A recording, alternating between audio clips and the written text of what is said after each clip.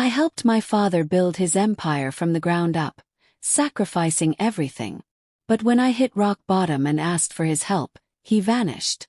Now, after everything he's done, he's begging me to save his reputation. Why should I help someone who never helped me? I'm Corliss Maddox. Growing up, I was always in my father's shadow. Not in the way most daughters are, though no, I was the one who did the heavy lifting. My father, Brant Maddox, built a real estate empire from nothing. But he couldn't have done it without me. From the time I was a teenager, I was his right hand. While my brothers played sports and went off to Ivy League schools, I was running contracts, managing his properties, and smoothing over the endless PR messes he created. I wasn't just an assistant. I was his silent partner, always in the background, always second to him. The world knew his name, not mine. Everyone said, Brant Maddox built an empire. No one mentioned that I was the one organizing the deals, negotiating with investors, making his projects a reality. The more I helped him, the more invisible I became. It didn't matter that I worked nights, missed holidays, or gave up my own dreams. His empire was everything. But somewhere along the way, I started to wonder, when was it my turn? I had my own dreams, ambitions I pushed aside for the sake of the family business. Eventually, I built my own venture, a sustainable housing startup that I poured everything into. I had the knowledge, had the vision, but what I didn't have was the support. One day, after months of hard work, I hit a financial wall. An investor backed out, leaving me on the edge of disaster. My only option was to turn to my father. Called him. My voice was steady, but inside I was desperate. I explained the situation, asking for a loan, just a small sum to cover the gap. His response. A cold, dismissive, "You should have thought ahead, Corliss. This isn't a charity."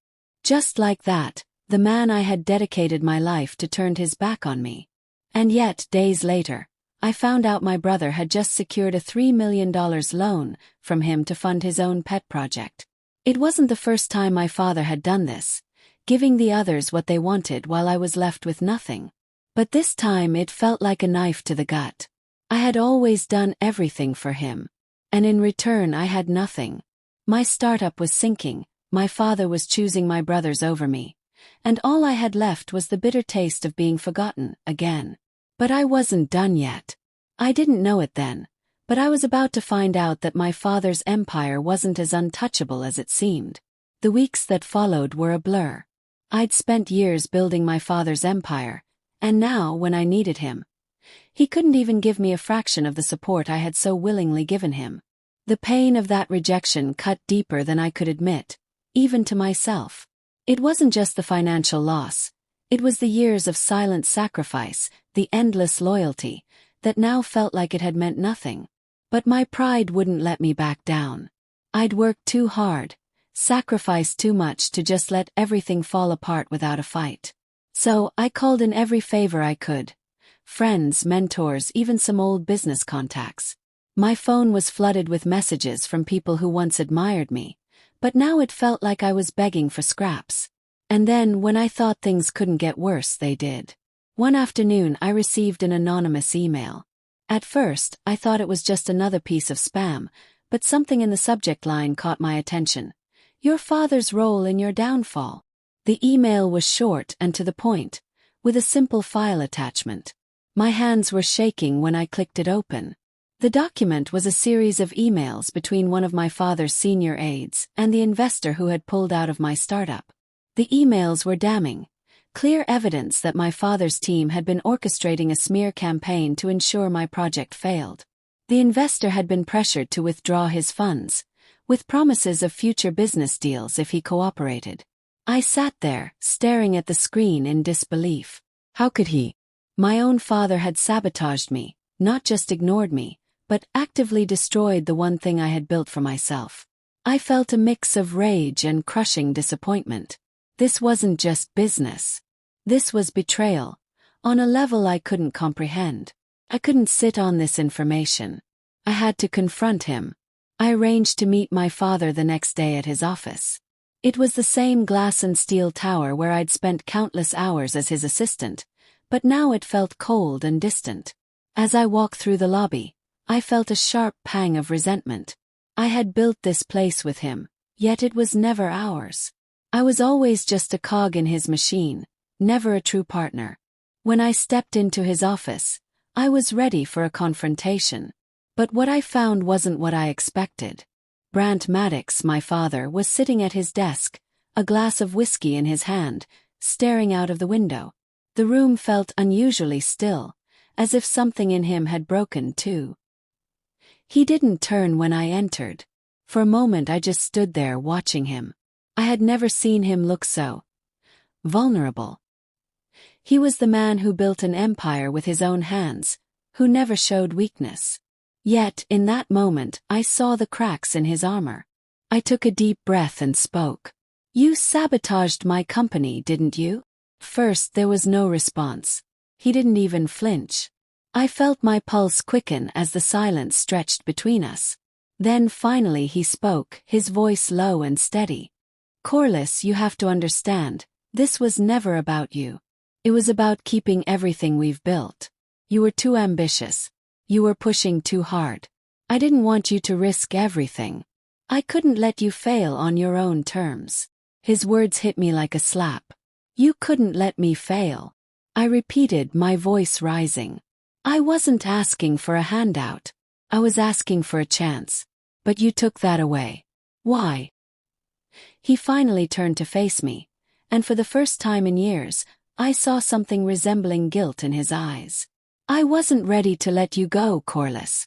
You were too valuable to me. You've always been the one to fix things, to hold things together. Without you, I'm nothing." It felt like the floor had dropped out from under me. My father, the man I had always believed in, who I had dedicated my life to, was telling me that my entire existence had been about keeping him together. I wasn't his partner. I was his crutch. "Is that what I am to you?"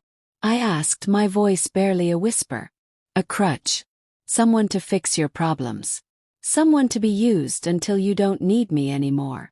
He didn't respond immediately. Instead, he reached for his whiskey again, as if the glass could provide the answers I was looking for. Waited. But there was nothing left to say. I had already made up my mind. I wasn't going to let him treat me like this anymore. As I stood up to leave, I heard him call out to me. "Corliss, please wait." I stopped in my tracks, my back to him. "What is it?" I asked, my tone colder than I intended. "I need your help," he said, almost pleading. "This company is in trouble. There are leaks, scandals. People want to tear everything down. I don't have anyone else I can trust. I need you to fix it." The audacity of his request left me speechless. He wanted me to clean up his messes again. After everything. I turned to face him. "You've done enough damage, Dad. Maybe it's time for you to fix your own problems for once." But he wasn't done. "Corliss, please. Can't lose everything. I can't lose you." I met his gaze, and for a moment, I saw the man who had raised me, the man I had once admired. But that man was long gone, replaced by someone who had forgotten what it meant to be a father. "I'm done," I said quietly, before turning on my heel and walking out of his office. "I'm done being your backup." As I left the building, I felt a weight lift off my shoulders. I wasn't going to save him. Not this time. Not anymore. But as the days passed, I realized something. He was right about one thing. I couldn't just walk away. Not now. Not when everything I had worked for, everything he had built, was teetering on the edge of collapse. And even though I hated him for what he had done, there was still a part of me that knew if I didn't step in, everything would come crashing down. My father had built an empire. And now, it was time for me to decide whether I was going to watch it fall or take control and fix it. On my terms. The days after my confrontation with my father were like a storm swirling inside me.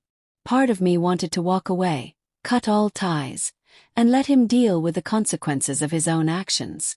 I had done enough for him. I had sacrificed enough. But the other part of me, the one that had spent years pouring my soul into his empire, couldn't just let it all crumble. My father's empire wasn't just his. It was ours, or at least it should have been. I had been there from the start, when it was just him and a handful of investors, scraping by. I had put in the hours, fought the battles, and helped him build what it was today. And now, after everything, I had to decide. Would I stand by and watch it all burn? It was a decision that wasn't easy, but in the end, I knew what I had to do.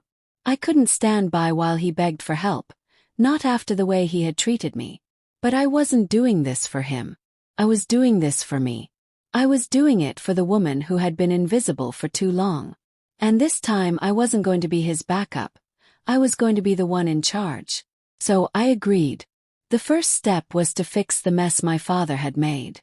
His company was hemorrhaging money. There were leaks everywhere, internally and externally. The media was hungry, circling like vultures, waiting to tear apart the man who had once been invincible. The exposé was imminent, and the board of directors had already begun discussing their options for a leadership change. In the midst of it all, I was the only one with the knowledge and the resources to stop it from falling apart completely. When I walked back into my father's office, I did so with a new sense of authority. I wasn't just his daughter. I was a businesswoman, an equal, and I wasn't going to let him manipulate me any longer. He was sitting at his desk again, the same whiskey glass in hand, the same faraway look in his eyes. But this time it wasn't a feeling of loss I saw in him. It was fear. "Corliss," he said, his voice tight. "I didn't think you'd come back." "I'm here," I said, my voice calm but firm. "But I'm not here to fix your mess. I'm here to fix my mess. And I need you to get out of the way." He looked at me, the faintest trace of something like respect flickering in his eyes. "What do you want me to do?" I was done playing by his rules. I laid it all out for him. "You need to step down. You've been at the helm for too long. Your ego is the reason this empire is crumbling. We need a new direction, and we need it fast." For the first time in years, my father didn't argue. He just nodded, defeated. "You think you can save it, then? You think you can make it better?" "I don't think I can," I said, meeting his gaze with a steady, unwavering stare. "I know I can." I turned to the board of directors and began restructuring the company from the ground up. We cleaned house, getting rid of anyone who had been involved in the corruption, anyone who had been leaking information to the press. We rebranded, launching a new initiative to shift the company's focus towards more sustainable, ethically driven projects. It was a bold move, but it was the right one. If we didn't change the narrative, we would be buried beneath the scandal. But the hardest part was confronting the leaks. The ones who had been behind the smear campaigns, the ones who had poisoned the well from within. I had my suspicions about who was behind it all, but I needed proof. It didn't take long before I unearthed the truth. The senior aide who had orchestrated the investor sabotage was none other than one of my father's closest confidants. A man I had trusted, a man who had once called me daughter. I remember the moment I found out. I was sitting at my desk, scrolling through the records, piecing everything together. The email threads were damning, the evidence clear. He had been working with outside competitors, feeding them information, deliberately undermining the company for his own financial gain. When I confronted him, he didn't even try to deny it. "You've got no proof, Corliss," he sneered, his arrogance palpable. "Your father's legacy is dead. I've already set up the next deal. You'll never stop it." I leaned in, my voice icy. "Don't underestimate me. I've been fighting for this company longer than you've been here. And I've got more than enough proof to bring you down." Within a week he was gone. I made sure of it. The news broke the next morning. He was arrested for insider trading, fraud, and corporate espionage. It was the final nail in the coffin for the people who had been plotting against my father. With the board on my side, the leaks sealed, and the company heading in a new direction, we were ready to face the media. The exposé was set to drop the following week, but instead of hiding, I took control. I stepped in front of the cameras and did what I had to do. I addressed the scandals head-on, apologized for the company's missteps, and shared the new vision for the future. It wasn't easy. The press was relentless, but for the first time I felt like I was in control. I wasn't my father's shadow anymore. I was the one calling the shots. The days that followed were a blur of negotiations, PR strategies, and more meetings than I ever cared to count. But when the dust settled, something unexpected happened. My father came to me, not as a CEO but as a broken man. "I never thought you had it in you," he admitted, his voice rough. "I never thought you would walk away from all of this. You're right. I made mistakes. I should have never treated you the way I did. You've saved everything. Maybe it's time I stepped aside." The admission was small, but it was enough. My father had finally come to terms with the fact that the empire he built wasn't just his. It was ours. And now, for the first time, I was standing at the helm. The empire was saved, but the real victory wasn't just in the company's survival. It was in my own redemption. I had proven to myself and to my father that I was capable of more than I had ever been given credit for. And that was something no empire could ever take away from me. The dust had settled, but the battle wasn't over. Not for me and not for my father. The empire was saved, but I couldn't shake the feeling that something deeper had changed in me. For years, I had lived in the shadow of a man who had shaped everything around me. But as I stood there, looking at the empire I had helped rebuild, I realized something. I had built it for myself too. The weeks after the restructuring were a whirlwind. The media had moved on to the next scandal, but I could still feel the weight of their gaze, the judgment, the whispers behind my back. And yet, for the first time in my life, I didn't feel the need to explain myself. I didn't need to convince anyone of my worth. I knew it now. The board meetings were long, the conference calls endless. But there was a fire in me I hadn't felt before. I was finally the one making decisions. No longer the overlooked daughter or the invisible partner, but the one steering the ship. I no longer had to live with the constant ache of feeling like I didn't matter. My father, meanwhile, remained a constant presence in the office, but he had taken a step back. He didn't fight for control anymore. He didn't have the energy, nor the inclination, to put himself back at the helm. He had become something I had never expected him to be. A spectator in his own empire. At first, I resented him for it. After everything he had put me through, I couldn't understand how he could simply sit back and let me take the reins. But over time, I began to see it for what it was. His acceptance, his admission that he was no longer the one in charge. He was finally letting me be the leader, even if it was at the expense of his own pride. But I had questions. Questions that lingered beneath the surface, unresolved. How could he have done this to me? How could he have watched me struggle and then, when everything fell apart, turned his back on me? I thought about asking him, but I knew the answer already. My father had always been about power, his legacy. And in his mind I had been nothing more than a tool to preserve that legacy. Still, the more I thought about it, the less it mattered. What mattered now was that I had taken control of my own future.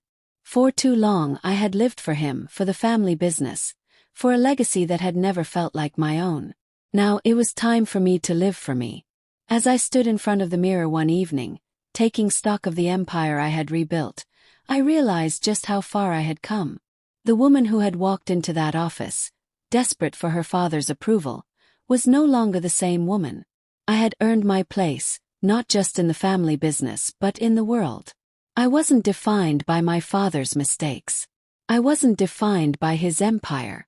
I was defined by me. By my resilience, by my determination, and by the quiet strength that had carried me through the hardest moments of my life. And yet, there was still the lingering question.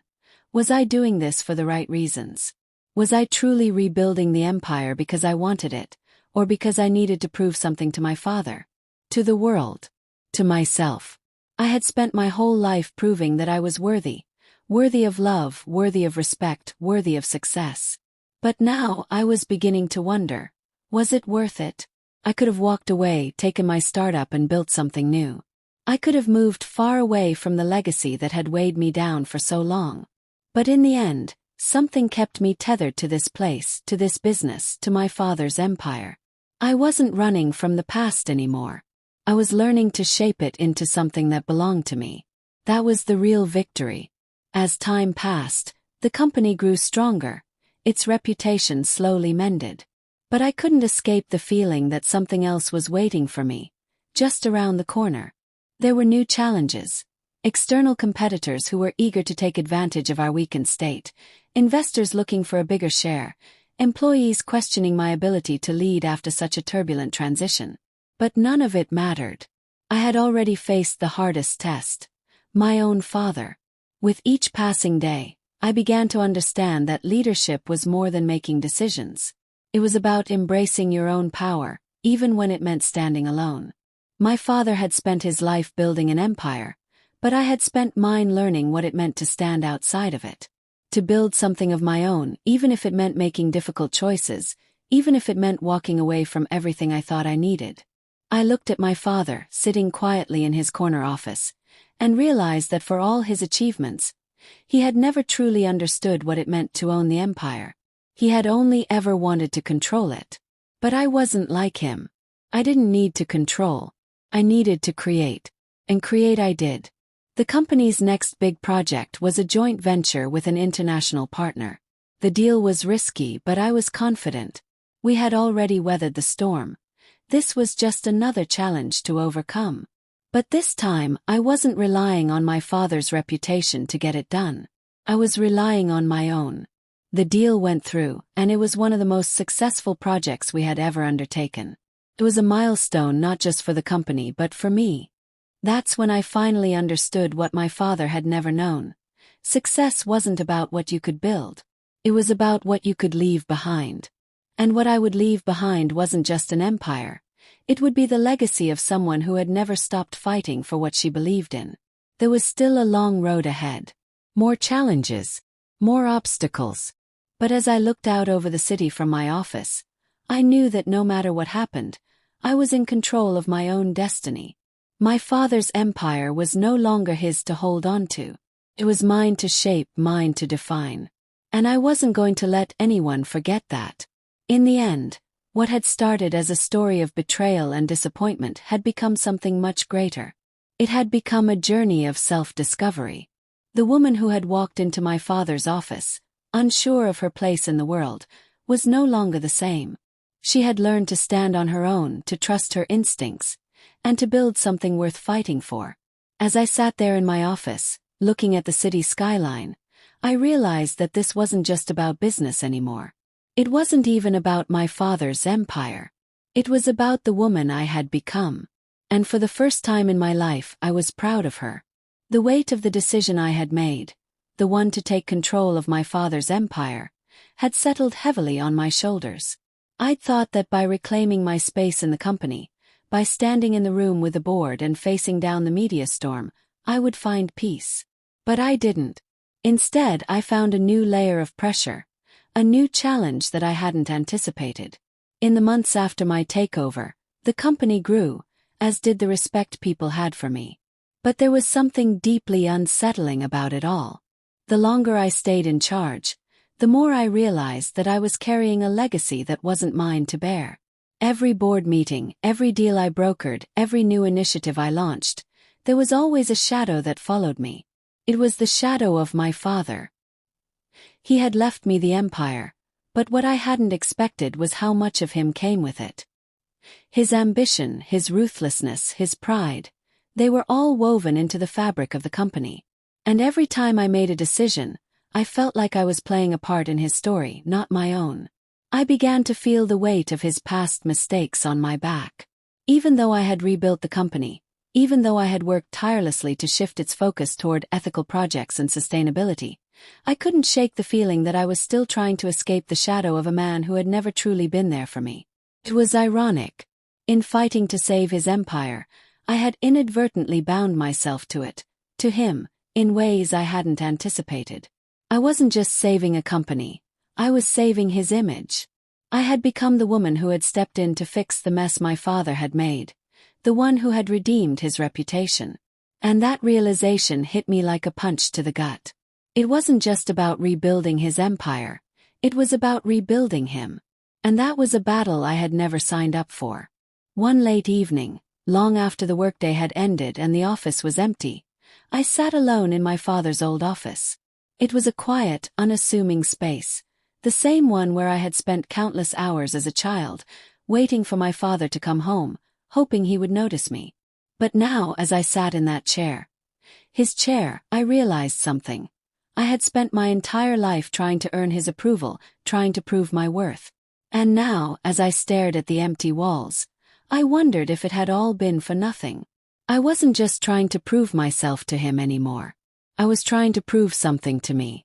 That night I made a decision. The next morning I called an emergency meeting. The board, my father's old colleagues, all the key players were present. It was a routine meeting, one that had been scheduled for weeks, but today everything would change.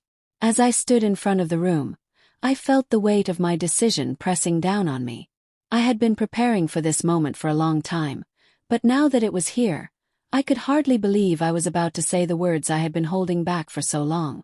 "I'm stepping down," I announced, my voice steady, though my heart was pounding. "Effective immediately. I will no longer be overseeing the company's operations." The room fell silent. It wasn't the reaction I expected. No gasps, no protests, just stunned silence. They were all too familiar with my father's story, too familiar with the way the company had been built from the ground up. They knew what it meant to see me step away, to walk away from the empire I had saved. "I've spent my entire life fighting for approval," I continued, my voice unwavering. "Fighting for a place at the table. But I've come to realize something important. I've been fighting for something that's never truly been mine. This empire, this company, it's my father's legacy, not mine." I paused, letting my words hang in the air. The board members exchanged glances, waiting for me to continue. But I didn't. Instead, I turned to one of the board members, a trusted advisor who had been with the company for decades, and spoke directly to him. "I'm appointing you as interim CEO," I said. "You've been here from the beginning. You know the company better than anyone else. You have my full support to guide the company through the next chapter." The tension in the room grew palpable, but I held my ground. I had made my decision and there was no turning back. This wasn't about abandoning the company. It was about freeing myself from the weight of a legacy that wasn't mine to carry. "You're making a mistake," one of the board members finally spoke, breaking the silence. "Your father would never have stepped away from this." "Maybe that's the problem," I said, my voice calm but firm. "Maybe he should have stepped away a long time ago." As the meeting concluded, I could feel the shift in the room. I had just given them something they had never expected. The opportunity to take the company in a new direction. But it wasn't just about the company anymore. It was about me. It was about finding my own path, beyond the shadow of my father's empire. In the days following my resignation, I felt an unfamiliar sense of relief. The pressure, the expectations, the constant feeling of living up to someone else's legacy, it was all gone. For the first time in years I could breathe. But even though I had stepped away from the company, I wasn't stepping away from the lessons I had learned. The challenges I had faced, the decisions I had made, had shaped me in ways I couldn't ignore. I wasn't going to abandon everything I had fought for, but I was going to do it on my own terms. I started my own venture, a project that was entirely mine. I wanted to create something that didn't carry the baggage of my father's empire, something that could stand on its own. And I did. It wasn't easy. There were moments when I questioned whether I had made the right decision. There were moments when the fear of failure gnawed at me. But every time I doubted myself, I reminded myself that this was my journey now, not my father's. I had spent my entire life working toward a future I never asked for, trying to live up to someone else's expectations. But now, for the first time, I was building something that belonged to me. It wasn't just about business, it was about identity. It was about finding a space where I could finally be who I was meant to be, not who I was expected to be. In the end, it wasn't about saving my father's empire. It was about saving myself. Looking back, I can honestly say that the hardest part wasn't stepping into my father's shoes, or even taking control of the company. It was letting go. Letting go of the idea that I had to prove myself to anyone. Letting go of the belief that my worth was tied to my father's approval. And as I stand here today, in front of my new venture, I realized that it wasn't about the empire or the legacy. It was about finding my own strength. It was about trusting myself to build something that was truly mine. The question I ask myself now isn't whether I made the right decision. It's whether you, as the audience, would have made the same choice. Would you have stepped away from an empire, or would you have stayed and fought for it? Would you have the courage to build your own legacy, even if it meant walking away from the one that was handed to you? Let me know in the comments. I'd love to hear your thoughts.